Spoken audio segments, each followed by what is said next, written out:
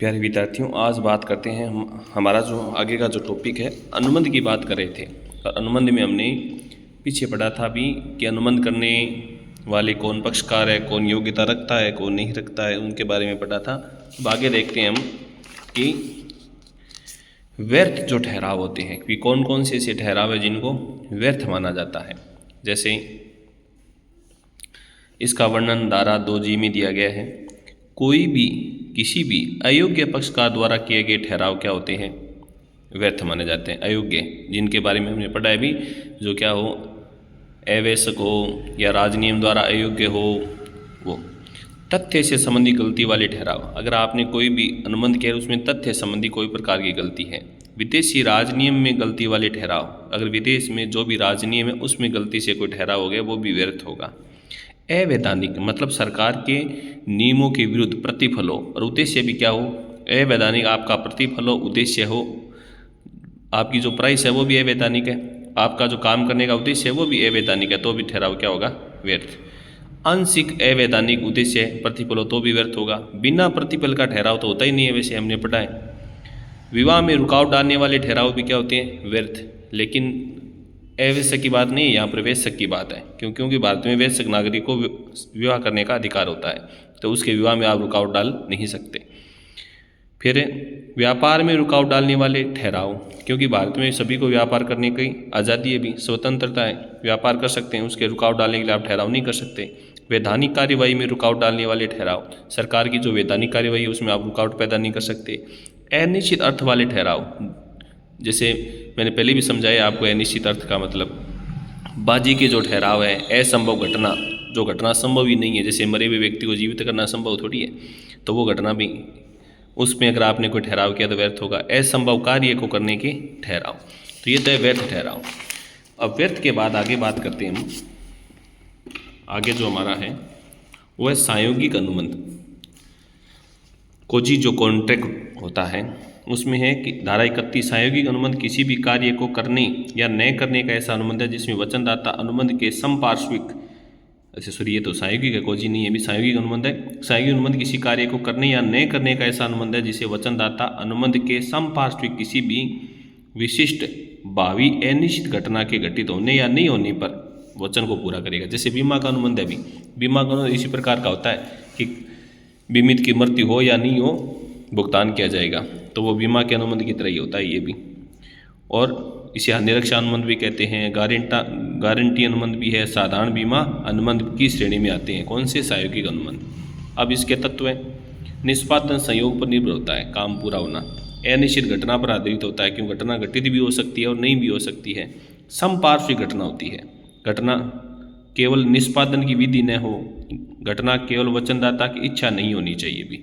अनुबंध सभी आवश्यक तत्व इसमें विद्यमान होनी चाहिए, जो हमने पहले पढ़े हैं, अनुबंध के आवश्यक तत्व है। संयोगिक अनुबंध को परिवर्तित करने के नियम, विशिष्ट घटना के घटित होने पर परिवर्तनीय अनुबंध होता है। जो घटना है विशिष्ट, घटना के घटित न होने पर परिवर्तनीय अनुबंध विशिष्ट घटना का निश्चित समय में घटित होने पर ही निर्भर होता है, क्योंकि कार्य होने या न होने पर आधारित है। विशिष्ट घटना के निश्चित समय में घटित न होने पर निर्भर, किसी भी व्यक्ति के भावी आचरण पर निर्भर अनुबंध असंभव घटना के घटित होने पर किया गया ठहराव होता है। अब अनुबंध का जो निष्पादन है, निष्पादन धारा 37, अनुबंध के पक्षकारों द्वारा अपने दायित्व को पूरा करना ही अनुबंध का निष्पादन कहलाता है। यानी सभी अपने अपने काम को पूरा कर लेते हैं, वो क्या हो जाएगा? अनुबंध कंप्लीट। अब निष्पादन की जो विधियाँ, एक तो है वास्तविक निष्पादन, यानी आपको अनुबंध पूरा करना है तो आपको पहले तो वास्तविक काम पूरा करना होगा, काम पूरा हो गया तो अनुबंध खत्म।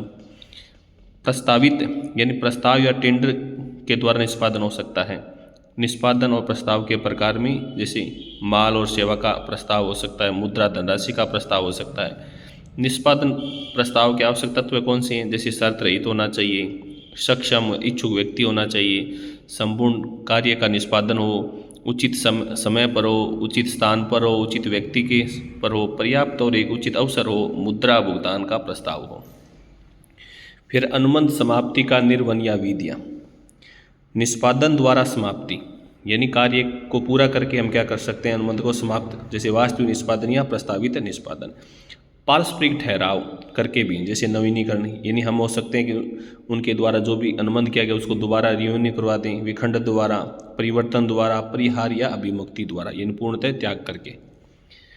अवधि समाप्त होने से अनुबंध की भी समाप्ति हो जाएगी। जैसे आपने अनुबंध किया 20 तारीख के लिए और तारीख हो गई 21, तो अपने आप समाप्त हो जाएगा, क्यों, समय समाप्त हो गया। राजनियम के प्रभावित होने से अनुबंध की समाप्ति, कैसे, मृत्यु होने पर, प्रमाण पत्र नष्ट होने पर, दिवालिया होने पर या विलय होने पर, क्योंकि ये व्यक्ति अनुबंध कर नहीं सकते, इसलिए ये सरकार के राजनियम के द्वारा भी क्या हो जाएंगे, समाप्त।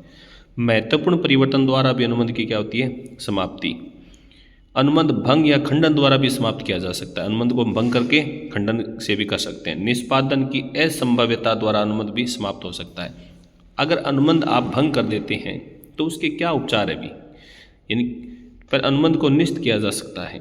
क्षतिपूर्ति के लिए वाद कर सकते हैं, जितना नुकसान हुआ है ना उसके लिए हम क्षतिपूर्ति के लिए वाद कर सकते हैं। अर्जित पारिश्रमिक, जितने हमने पारिश्रमिक कमाए हैं उसके दौरान हमें जो नुकसान हुआ है उसकी हम क्या कर सकते हैं, मांग कर सकते हैं, जैसे क्वांटम मेरिट, जितना दाम उतना काम के आधार पर। और निर्दिष्ट निष्पादन, जैसे हम चाहते हैं उसी प्रकार काम पूरा करवा सकते हैं। निषेधाज्ञा भी लेके आ सकते हैं कोर्ट से कि जब तक हमारा काम पूरा नहीं होगा कार्य नहीं कर सकते। और अब अंतिम पड़ाव की तरफ चलते हैं, अर्ध अनुबंध। इसका दूसरा नाम है रचनात्मक अनुबंध। अर्ध अनुबंध वास्तविक अनुबंध नहीं होता है भी, यानी इसमें न तो कोई ऑफर होता है न कोई एक्सेप्ट होता है, बल्कि कानून के द्वारा किसी व्यक्ति पर समता के सिद्धांत के आधार पर थोपा जाता है। अर्ध अनुबंध के लक्षण, कानून द्वारा किसी व्यक्ति पर थोप दिया जाता है, सर्जन कानून द्वारा समता के सिद्धांत पर लागू होता है, व्यक्ति लक्ष्य अधिकार प्रदान है, लोक लक्ष्य अधिकार इसमें नहीं होते हैं। अर्ध अनुबंध के प्रकार, अनुबंध करने के अयोग्य पक्षकारों की आवश्यकता की पूर्ति, यानी जो अनुबंध नहीं कर सकते हैं, जैसे मान लीजिए कोई व्यक्ति है, अवयस्क व्यक्ति है, और उसकी भरण पोषण करने के लिए उसकी जो आवश्यकता की पूर्ति, उसके लिए अगर आपने किसी प्रकार का खर्च किया है तो आप उससे राशि वसूल कर सकते हैं संपत्ति बेचकर।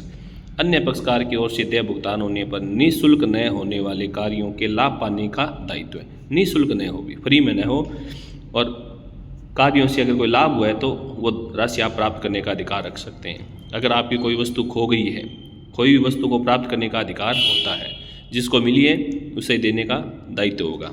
गलती या उत्पीड़न के अधीन धन या वस्तु देने का अधिकार, ये सब है अर्ध अनुबंध। और इसी के साथ अनुबंध की हमारी जो कंप्लीट धाराएं थी, कंप्लीट किसमें, जो 75 तक, वो कंप्लीट हो गई भी।